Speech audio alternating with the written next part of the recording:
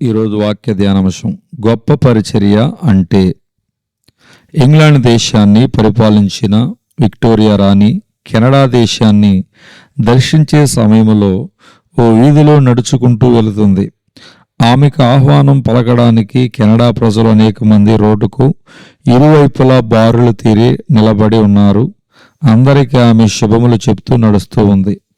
రాణి తాను నడుచుకుంటూ వెళుతున్న సమయంలో తన ముందుగా ఒక చిన్న గొయ్యి ఉంది. ఆ గోతులో నీళ్లు ఉన్నాయి. రాణి పాపం ఆ బురదలో పడబోగా అది గమనించిన కెనడా దేశపు పౌరుడు ఒకడు తాను వేసుకున్న కోటుని వెంటనే తీసి రాణిగారి కాళ్ళ క్రింద వేశాడు.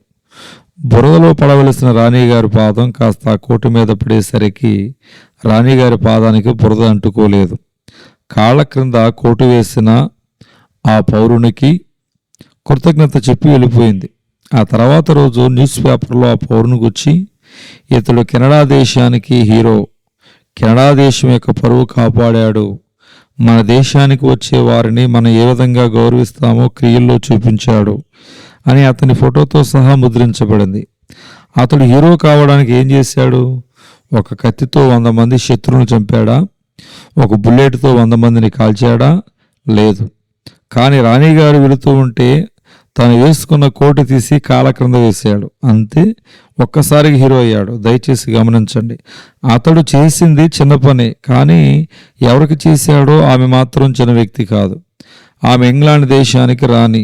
నువ్వు చేసే పని చిన్న పనే, కానీ ఎవరికి చేస్తున్నావో ఆ వ్యక్తి గొప్పవాడైతే నీ చిన్న పని కాస్త గొప్ప పని అవుతుంది. నీవు నేను చిన్న చిన్న పనులే చేస్తాము, కానీ రాజులకు రాజైన మన దేవునికి చేస్తున్నాము. చిన్న చిన్న పరిచర్యలే, కానీ మనం యేసు పేరిట చేసినప్పుడు అవి చాలా గొప్ప కార్యాలు అనే సత్యము మర్చిపోవద్దు.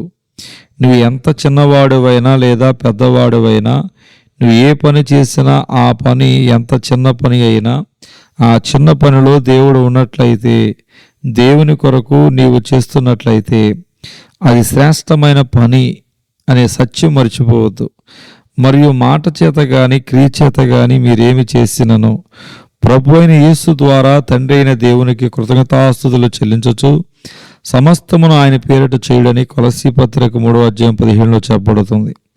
మీరేమి చేసినను అది మనుషుల నిమిత్తము కాక ప్రభువు నిమిత్తమని మనస్ఫూర్తిగా చేయుడి.